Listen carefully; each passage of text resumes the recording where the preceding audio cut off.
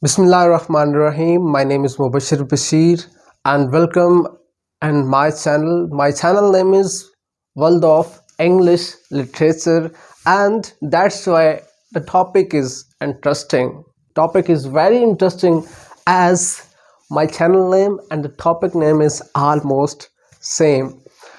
If you like my video and if you want to share it, please share, and if you want to like it, please like, subscribe and click the smart click on bell icon.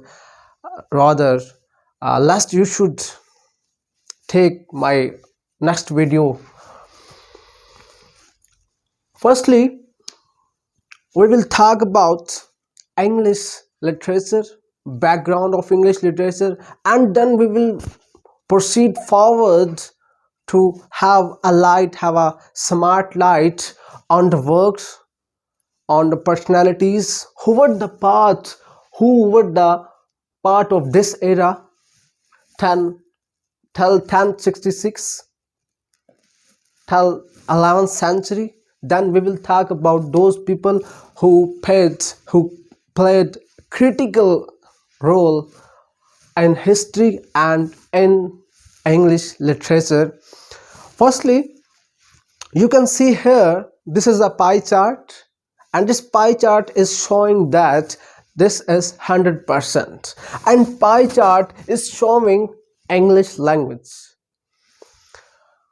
And then now we should move towards the background of English literature, and then we will proceed towards a very significant aspect of works and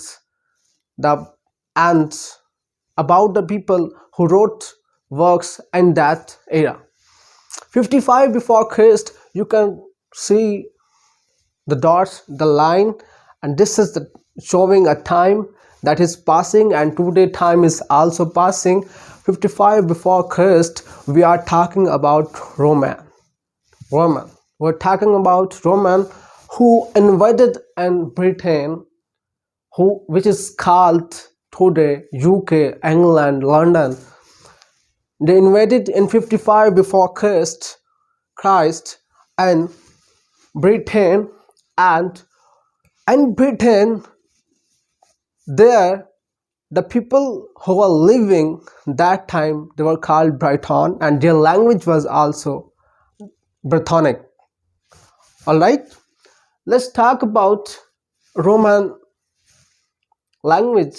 When they invaded in England, in Britain, they were with the language which is called Latin, and Latin is a language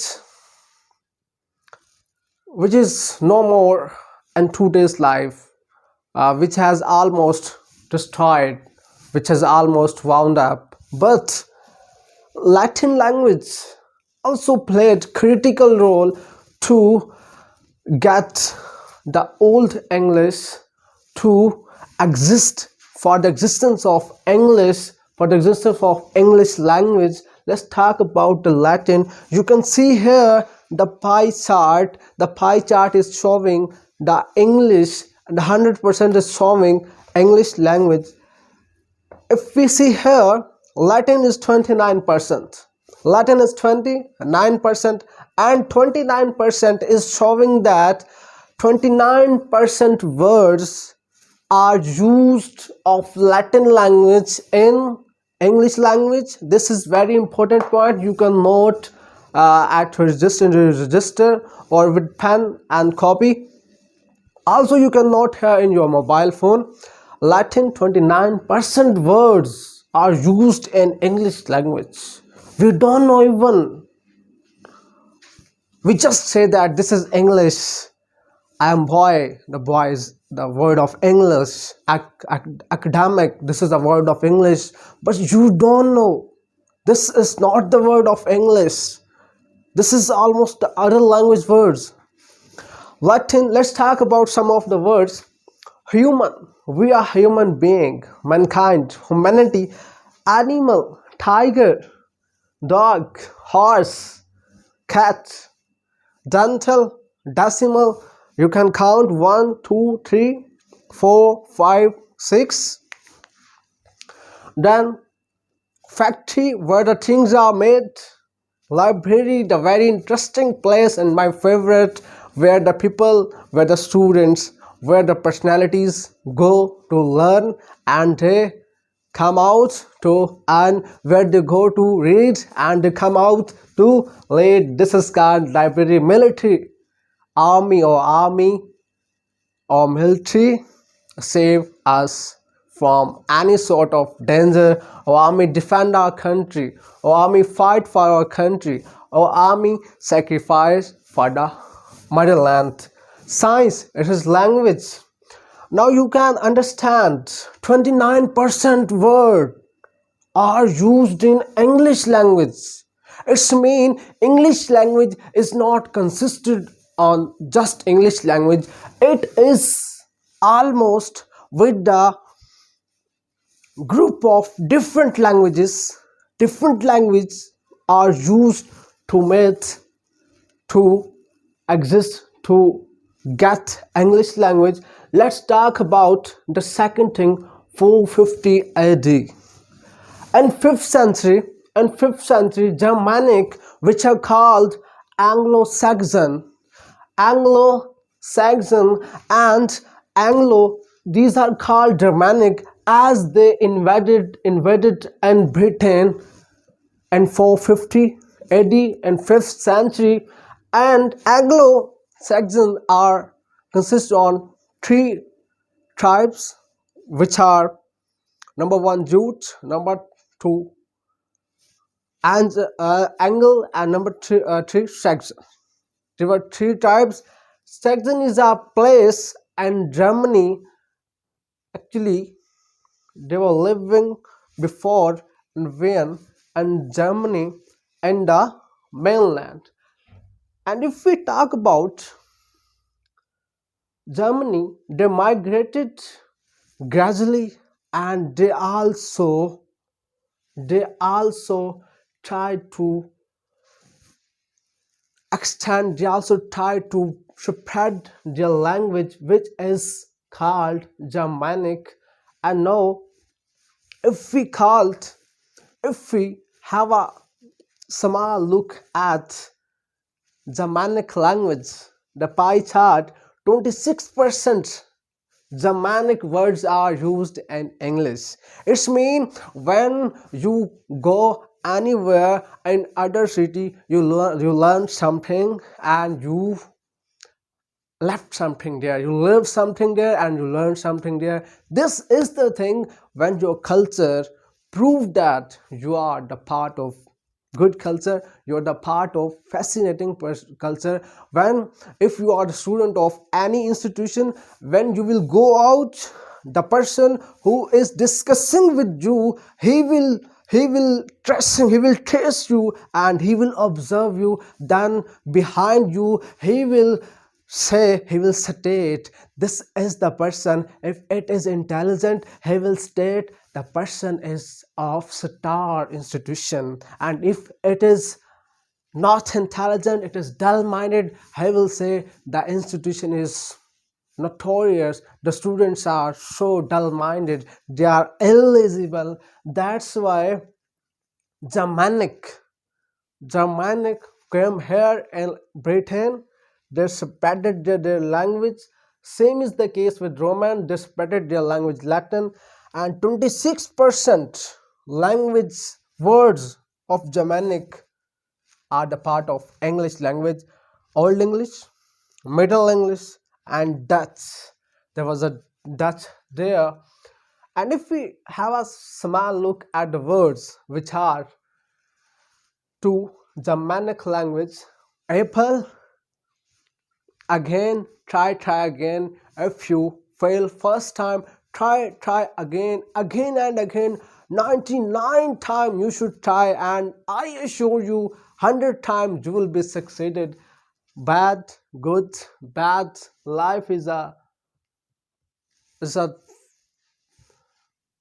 flaws. Life is a bed of bad flaws. Life, उसके बाद and again, boy, house, girl. These are the name which are to Germanic language. Let's talk about the 6th century Christianity and 597 Saint Augustine came here with the different language, and he tried most to convert the people who were living in Britain, who were Roman, who were Anglo Saxon and Briton. He tried his best to convert them into Christianity, and he worked with the different languages, Latin, Greek, Hebrew, as he was with the Bible, and Bible was written in different languages. That's why these languages were with that person. If we talk about it, if we talk, let's let's talk about Greek. And if we have a small look at the pie chart, Greek is 6%. A lot of words are here which are being used today by us of Greek language, but we don't know. For example, for instance, democracy, geography, academic, and something like this, etc, etc. A lot of words are there which are to Greek language, but they are being used today in English. Now proceed towards the 8th to 11th century, as Britain was the place that was disturbed in war and destruction by fighting in fight. 8th to 11th century, and this time in this era, Viking is a type of Europe who invaded in England, and their language was Scandinavian language. They were with the Scandinavian language. They also came here and spreaded their culture. And if we talk about finally 1066, 11th century, Norman Aryan in France, that is called Normandy. They came here in England from Normandy, and their south coast of Britain, and they came here and settled at the south coast of Britain. Sorry, they fight with these personalities, with these people were at the edge of, were at the point of south coast Britain, and these French people, their language was French, and these French people love with food very much. And if we talk about 5th to 6th century, there were a lot of exploration, like this person Portuguese explored India and China, like America explored a lot of things, like Columbus discovered America. A lot of personalities came out and discovered something and turned back. If we talk about 18th and 19th century, the Britishers came out and they took part in politics very much, and they invaded in different country and ruled by colonization.